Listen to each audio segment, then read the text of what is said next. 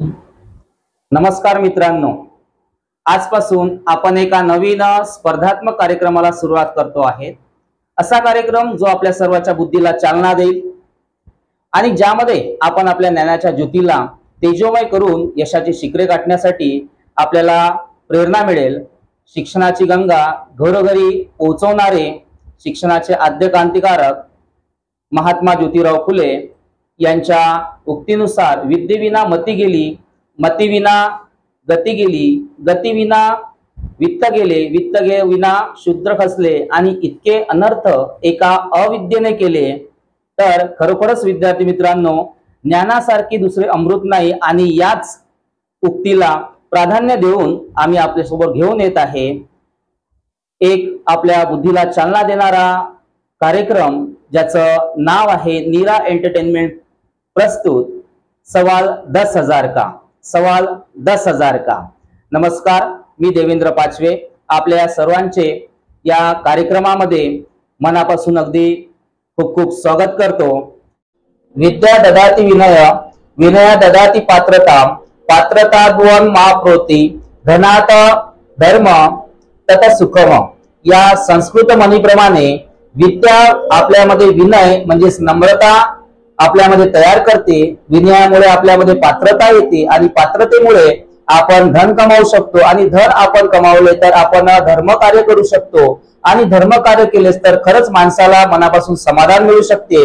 तर मित्रांनो, आज आपल्या समोर ज्या स्पर्धकाची निवड झालेली आहे त्यांचे नाव आहे हंसिका अंबालकर। हंसिका, आमच्या या कार्यक्रमामध्ये आपले खूप खूप मी या ठिकाणी स्वागत करतो। आमच्या जे प्रेक्षक आहे या प्रेक्षकांना आपण आपला परिचय द्यावा असे मी आपल्याला विनंती करतो। तर माझे नाव हंसिका मनोज अंबाडकर आणि मी वर्ग 9वी ची विद्यार्थिनी आहे आणि मी वरुडी येथून आहे। तर हंसिका, आपला हा कार्यक्रम सुरू करण्याच्या अगोदर या गेमचे जे नियम आहे ते तुला समजावून सांगणे हे मी माझं कर्तव्य समजतो। एकामागून एक तसे 15 प्रश्न आपल्या समोर येतील। आपल्याला पहिल्या प्रश्नासाठी 100 रुपये, दुसऱ्या प्रश्नासाठी 200, तिसऱ्या प्रश्नासाठी 300, असं एक एक करत आपल्याला 10वा प्रश्न 1000 रुपये देऊन जाईल। त्यानंतर 11वा प्रश्न हा 1500 रुपयांचा असेल, 12वा प्रश्न हा 2000चा असेल, 13वा हा 3000चा, त्याचप्रमाणे 14वा प्रश्न 5000चा आणि शेवटचा प्रश्न तो आपल्याला पूर्ण 10,000 रुपये, जे आपल्या कार्यक्रमाचं नाव आहे सवाल 10,000 का, पूर्ण 10,000 रुपये हे तुम्हाला जिंकून देईल। मी या ठिकाणी आशा करतो की आपण 15ही प्रश्नांची बरोबर खेळून बरोबर उत्तर देऊन या ठिकाणून 10,000 रुपये आज या ठिकाणी आपण जिंकून जावं अशीच मी आपल्यासाठी प्रार्थना करू इच्छितो। तर यामध्ये आपल्याला आपल्या मदतीसाठी 3 लाईफलाईन आम्ही दिलेल्या आहे। एक पहिली लाईफलाईन म्हणजे 50-50। जर तुम्हाला 2 उत्तरांमध्ये डाऊट वाटत असेल तर आपण 50-50 हा ऑप्शन वापरू शकता। या 50-50 ऑप्शन मध्ये आपल्या समोरील 2 चुकीचे उत्तर हे रिमूव्ह करण्यात येईल आणि फक्त 2 प्रश्नांपैकी आपल्याला 2 ऑप्शन पैकी आपल्याला एक ऑप्शन हे निवडता येईल। दुसरा ऑप्शन आहे फ्लिप द क्वेश्चन। आपल्याला जर वाटत असेल एखाद्या क्वेश्चनचा आन्सर आपल्याला येत नसेल तर आपण तो क्वेश्चनच चेंज करू शकतो। Flip the questions, change the question. आणि तिसरा जो आहे ती म्हणजेच ऑडियन्स पोल। यामध्ये आपल्या ऑडियन्स मध्ये आपण आपल्या मित्राला विचारू शकतो। आशा करतो की या गेमचे सर्व नियम आपल्याला समजलेले आहे आपल्याला।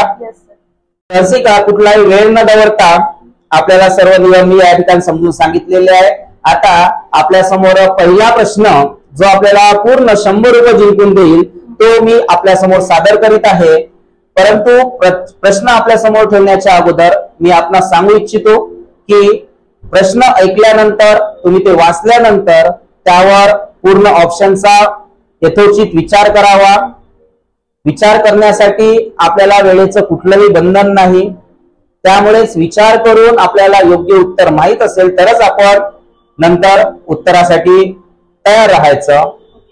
अन्यथा आपल्याला कुठलेही डाऊट असेल तर आपण कुठल्याही क्षणी लाईफलाईनची यूज करू शकता। Which planet is known as red planet? A Mars, B Mercury, C Venus, D Jupiter. Option A Mars. Option A Mars. आपण कॉन्फिडेंट आहात? आम्ही या प्रश्नाला लॉक करू शकतो. तर कम्प्युटरची मार्स या ए ऑप्शनला आपण लॉक करावे आणि आम्हाला सांगावे की उत्तर बरोबर आहे की चूक आहे. अगदी बरोबर उत्तर. कॉंग्रॅच्युलेशन्स, आपण 100 रुपये या ठिकाणी जिंकलेले आहात. मी आपणास या ठिकाणी सांगू इच्छितो की आपण जे उत्तर दिलेले आहे मार्सला आपण रेड प्लॅनेट म्हणतो. का म्हणतो? कारण the soil on the Mars is rich with the iron oxide. Iron ऑक्साइडचं भरपूर प्रमाण त्या सरफेसवर असल्यामुळे इट अपियर्स रेड. आपल्याला तो कसा दिसतो? रेड दिसतो. त्यामुळेच मार्सला आपण रेड प्लॅनेट म्हणजे तांबडा ग्रह या नावाने आपण त्याला ओळखतो. ओके. दुसरा प्रश्न 200 रुपयांसाठी हा आपल्या कम्प्युटर स्क्रीनवर. Which is the smallest prime number. या नंबर पैकी सर्वात छोटा प्राईम नंबर आपल्याला सांगायचा आहे. Option A 3, B 1, C 2, D 4. सर्वात लहान प्राईम नंबर कोणता? 3, 1, 2, 4. Option C 2. विश्वास आहे आपल्याला? लॉक करू शकतो आपण याला. कम्प्युटरची ऑप्शन सी 2 ला आपण लॉक करा आणि सांगा आम्हाला की या प्रश्नाचं उत्तर बरोबर आहे की चूक आहे.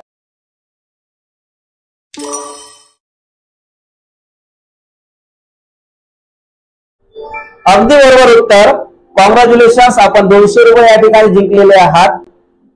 300 रुपयांसाठी तिसरा प्रश्न आपल्या कॉम्प्युटर स्क्रीनवर असा राहील. Which ocean is the largest ocean on the earth. यापैकी कोणता समुद्र महासागर हा जगातील सर्वात मोठा महासागर आहे?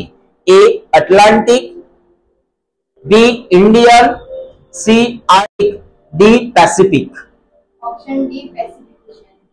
Option D. लगेच आन्सर आपण दिलेला आहे. उत्तर माहित असेल, कॉन्फिडेंट आहात? लॉक करू शकतो आपण याला. कम्प्युटरची ऑप्शन डी पॅसिफिकला आपण लॉक करावे.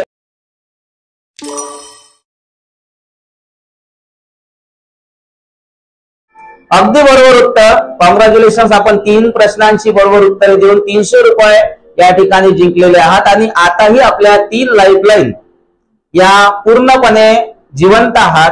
त्यामुळेच या ठिकाणी मी आपल्या प्रेक्षकांना सांगू इच्छितो, the largest ocean in the world is Pacific ocean and it covers roughly 1/3 of the Earth's surface and it is significantly larger than all the other oceans combined. म्हणजेच पॅसिफिक ओशन हा इतका मोठा आहे की याने जगातील आपल्या पृथ्वीचा 1/3 पार्ट हा ऑक्युपाय केलेला आहे. आणि आपण 3 बाकीच्या महासागरांचा विचार केला, म्हणजेच हिंदी महासागर, अटलांटिक महासागर आणि आर्टिक महासागर, या तीनही मिळून जरी आपण या तिघांना मिळवलं तरी सुद्धा एकटा पॅसिफिक ओशन या तिघांपेक्षा सुद्धा मोठा आहे, ज्याने 1/3 हिस्सा हा आपल्या अर्थचा ऑक्युपाय केलेला आहे. पॅसिफिक ओशन अगदी बरोबर उत्तर होतं. कॉंग्रॅच्युलेशन्स, आपण 300 रुपये या ठिकाणी जिंकलेले आहेत. 400 रुपयांसाठी चौथा प्रश्न हा आपल्या कॉम्प्युटर स्क्रीनवर. Which God is also non as Gauri Nandan. यापैकी कोणत्या देवाला आपण गौरी नंदन या नावाने संबोधत असतो? A Indradev, B Agnidev, C Hanuman, D Shri Ganesh. Option D Shri Ganesh. Gauri Nandan, confident? कॉम्प्युटरची डी श्री गणेश या उत्तराला आपण लॉक करा. अगदी बरोबर उत्तर. खूप खूप अभिनंदन आणि आपण खूप छान खेळत आहात. आशा करतो की आपण 15व्या प्रश्नापर्यंत लवकरच तुम्ही पोहोचाल. हंसिका, 4 प्रश्नांची आपण बरोबर उत्तरे दिलेली आहे आणि आपल्या कार्यक्रमाचा पहिल्या टप्प्याचा 5वा प्रश्न, हा प्रश्नाचं बरोबर तुम्ही उत्तर दिलं तर आपण या ठिकाणी कमीत कमी 500 रुपये या ठिकाणून निश्चितपणे जिंकून जाल. त्यामुळेच पाचवा प्रश्न आपण नीट विचार करून याचं उत्तर द्यावं. पाचवा प्रश्न 500 रुपयांसाठी हा आपल्या कम्प्युटर स्क्रीनवर. Who painted the famous painting Mona Lisa. Mona Lisa हे प्रसिद्ध चित्र कोणत्या पेंटरने, कोणत्या महान पेंटरने उतरवलेलं आहे? A. Michelangelo, B. Leonardo da Vinci, C. Pablo Picasso, D. Vincent van Gogh. आपण विचार करू शकता, पूर्ण वेळ आपल्या जवळ आहे. उत्तर आपल्याला जर माहित नसेल किंवा आपल्याला कुठल्याही प्रकारचा डाऊट, आपल्या 3 लाईफलाईन आताही जिवंत आहे. आपण त्याचं बरोबर उत्तर देण्यासाठी त्या लाईफलाईनचा यूज करू शकतो.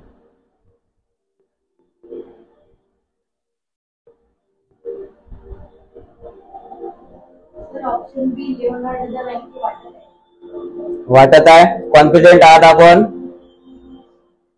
कॉन्फिडेंट नसाल तर तुम्ही लाईफलाईनचा यूज करू शकता. या ठिकाणी आपण 500 रुपयांसाठी खेळत आहात आणि इथून जर आपण प्रश्नाचं चुकीचं उत्तर दिलं तर माफ करा, आपण या ठिकाणून काहीही जिंकून जाणार नाही. त्यामुळे 3 लाईफलाईन आपल्या जर जिवंत असाल तर आपल्या मनामध्ये कुठलाही डाऊट असेल तर आम्हाला असं वाटते की आपण लाईफलाईनचा यूज करू शकता.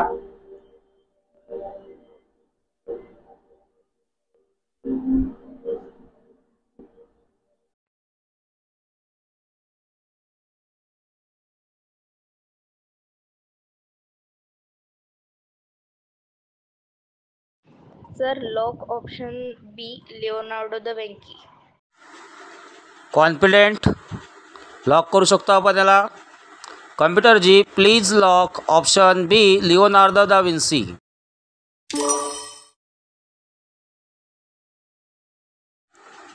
अगदी बरोबर उत्तर. अभिनंदन, आपण या ठिकाणी पहिला टप्पा हा पूर्ण केलेला आहे.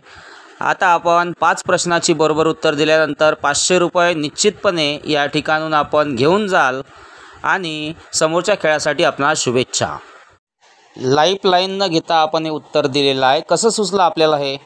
सर मला आठवते की हा प्रश्न तुम्ही आपल्या ट्युशनला विचारला होता की मोनालिसा ही पेंटिंग कोणी ड्रॉ केली आहे.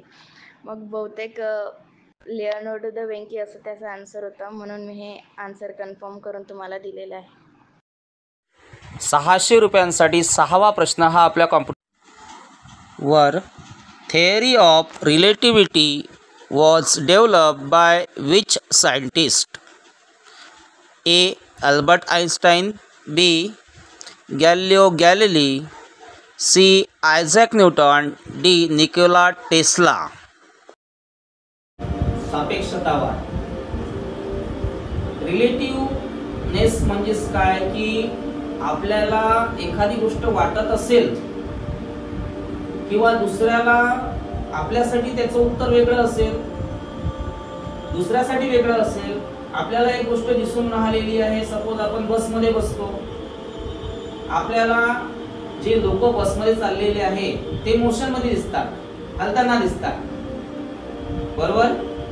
परंतु आपल्या बसमध्ये आपल्या समोर जो व्यक्ती बसलेला असतो त्याला आपण मोशन मध्ये दिसत नाही, चालताना दिसत नाही, कारण तो आपल्या सोबतच बसलेला आहे.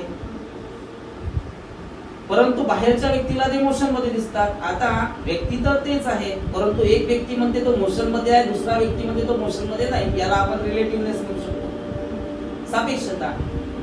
तर हा सिद्धांत कोणी मांडला?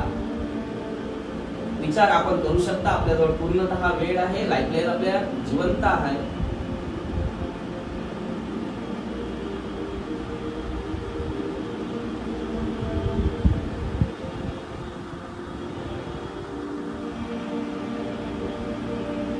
In lifeline 50-50.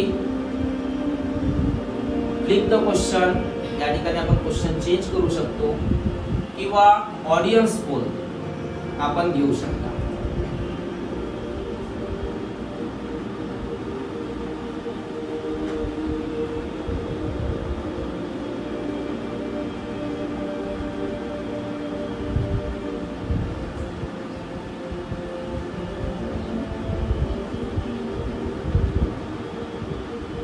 काय वाटत आहे आपल्याला?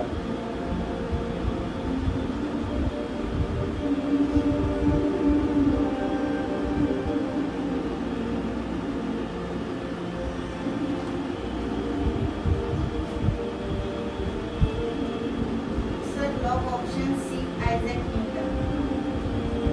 आपण जर कॉन्फिडेंट नसाल तर आपण लाईफलाईनचा यूज करू शकता. जर आपण कॉन्फिडेंट नसाल तर आपल्याला वाटत असेल की आयझॅक न्यूटन किंवा तुमच्या मनात जे काही उत्तर असेल ते करेक्ट आहे, तुम्ही 100% मी तुम्हाला या ठिकाणी एक सल्ला देऊ इच्छितो की आपण 100% जर कॉन्फिडेंट असाल तरच आपण उत्तर द्याल, लॉक करायला लावाल. नाहीतर आपल्याजवळ आताही 3 लाईफलाईन जिवंत आहे. काय करू?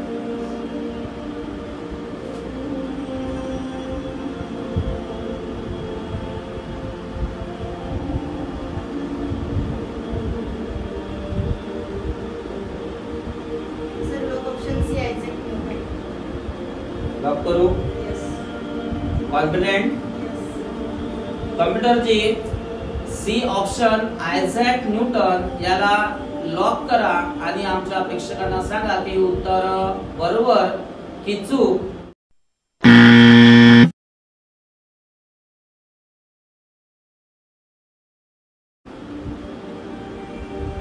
या ठिकाणी आम्हाला खेद वाटते की आपण जे दिलेले उत्तर आहे आयझॅक न्यूटन हे चुकीचं आहे. थिअरी ऑफ रिलेटिव्हिटी म्हणजे सापेक्षता सिद्धांत हा अल्बर्ट आइन्स्टाईन यांनी मांडलेला आहे. थिअरी ऑफ रिलेटिव्हिटी म्हणजे सापेक्षता सिद्धांत हा अल्बर्ट आइन्स्टाईन यांनी मांडलेला आहे. आणि यामध्ये 2 प्रकारचे सिद्धांत आहे.